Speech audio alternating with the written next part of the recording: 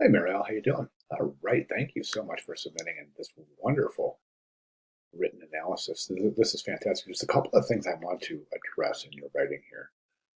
Um, okay, after looking at a few of these, I felt like I should have placed some sort of contact information regarding the resort. Some sort of contact information regarding the resort. Great deal. Where do I call to get it? I will add the contact information, but I'm not sure via some sort of a headline or call out like that. But I'll definitely address that. That's on my list in my notes of things to address in your work. But before we get to the work, I want to talk about this right here in your writing. Um, Everything is described perfectly. That's great. The problem I found is images because the entire bottom, because the way it was cut off on the right side, my background image was chosen because I believe there's nothing more relaxed. Okay, so you talk about the masking, and you're right. The masking is things like little areas like that hole right there or that little hole right there. If the original background is seen through the masking, it's going to create an enormous amount of visual tension and stress. It's going to look like a big mistake. So definitely you want masking to be as accurate as possible. You also mentioned that the background, oh, wait a second, the consume, oh, the problem I found with this image is that I had to consume the entire bottom portion of the ad because the way it's cut off on the right and left side. That's perfect. I love that because that's part of the learning process. You are looking at this saying, hey, if I were to do this over, I would be looking for an image that weren't cut off or cropped it and edges so that I have more versatility in placement, right? That's all part of the learning process. That said, I do want to say that this is a little uncomfortable. I think that this cropped image is taking a good portion of the end. I will talk about that. But at this point, I just want to say feel free to change out the images. You know how to do it now. It should only take a second. Okay. So I just wanted to address that. And I think that we're done. I don't think there's anything else really that needs to be addressed in the, oh, drop shadow. I would not add a drop shadow on those words. They actually make it more difficult and less legible. So I would remove that drop shadow. Okay, let's take a look at the ad itself. Now, I see that you've got a bunch of attachments here that you've included, but I'm not exactly sure which one of these is the actual ad. Let's see if we have, oh, there it is. That's perfect. Excellent. So I want to do that because basically what I want to do is I want to fit it in the window so we can get it. There, that's perfect, right? All right, let's go ahead and take a look at the ad. So I think it's a good start. Now, this is not the most opportune location for a logo. I think the bottom right-hand corner is a great place to place the logo, and the reason being is because that's an exit strategy. That's where we are going to exit the ad anyways, right? Typically, we start in the ad in the upper left. We work left to right, top to bottom, indicating this area as being an exit area. We usually exit a composition in the lower right. We can use that area to reinforce branding by placing the logo there. I understand why you didn't place it there because it impedes the visibility of that masked image, further indicating that that masked image might not be the most um, suitable for this ad. I don't think it is. I think it's really super cumbersome. I think the bottom of the ad is really, really heavy, imbalanced. The visual weight of this giant masked image just kind of anchors it, just thump at the bottom of the ad. And the weight distribution isn't equitable because of the visual weight of that masked image being so big. Um, okay, so logo works there, but in this case, well, I guess what I'm saying is I understand why you place the logo up there.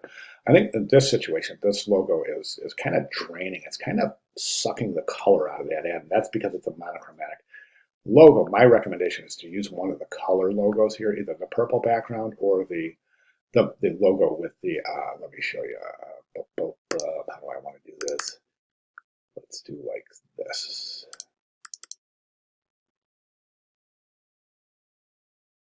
Either this logo here or this purple logo, I think might be the most suitable in that situation there. Okay. Um, Purple Quartz weekly package. Right now, the hierarchy is a little bit compromised because weekly package is a subhead, but it's as big as the headline. You always want your subhead to be a few points smaller than your headline, and that will actually point to good hierarchy. Think of a newspaper. Okay, this text right here, I think, is cumbersome, and the reason being is because you've got this indent here, and then you've got everything packed in right here. You got the drop shadow. It's too dense. There's a lot of visual clutter here, and I don't use that as a derogatory term.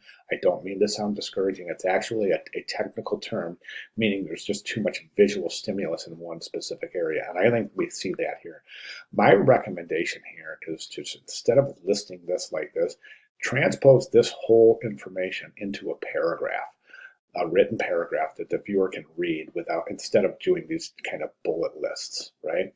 So get all this information into a paragraph, separate the text from the headline subhead combination, give it a little space between, and then assemble your paragraph. Now, I think in this particular case, the paragraph is really almost right here. That's just too wide. That's too wide for a paragraph. So if you recompose this to a paragraph, watch my cursor, start it here, and just make the text box about that big right there. Okay. Now, again, well, one of the main things I see is we don't have a contact information in here. Now, I think in this particular case, the best place to put the contact information would be to span the bottom right there with the contact information. There's a lot of different configurations, and if we jump over to the course announcements and take a look at the examples, we can see a few different configurations in, okay, so here's one right here at the bottom of the ad. Here's one right here. That's a stacked version at the bottom of the ad, opposite the logo. Over here, this one's across the top. That's very effective. And then over here, we can see, again, more configurations along the bottom. See how this is spanned across the top? You can also span it across the bottom if you need to do that as well. So that's another option. So don't forget your contact information. Okay, now, if you want to change this background image, I'm sorry, the masked image, I'm down with it. I'm perfectly fine. You know how to do it now. It should only take a second. But those are my recommendations. I mean, really, if you have a focal point on the background image, right now the background image doesn't have a focal point, so it's not going to be the most interesting. Again, if we go over to those announcements, here's a background image with a focal point. See how interesting that is? Here's one with a focal point, right? See how interesting that is? She's the focal point here, so that she's the masked image, by the way. They're the focal point here. So in other words, instead of just having this water shot, see if you can maybe try to incorporate some sort of a focal point in there. Okay, those are my recommendations. If you have any questions at all, please let me know. I'll be glad to make any necessary clarifications, but I would like to see those changes reflected in your final ad. If you want to recompile, that's great. If you want to run anything by me between now and when this is due in 2 weeks, that's great too, or 3 weeks, or week 7, whatever. If you want to make those changes, go ahead and run it by me. I'll be glad to make additional comments before your final submission during week 7, I guess is what I'm trying to say, right? But yeah, so at this point, I'd say if you have any questions at all, the most important thing is to get with me to make sure everything here that I said in this video makes sense. All right, fantastic. Thank you very much.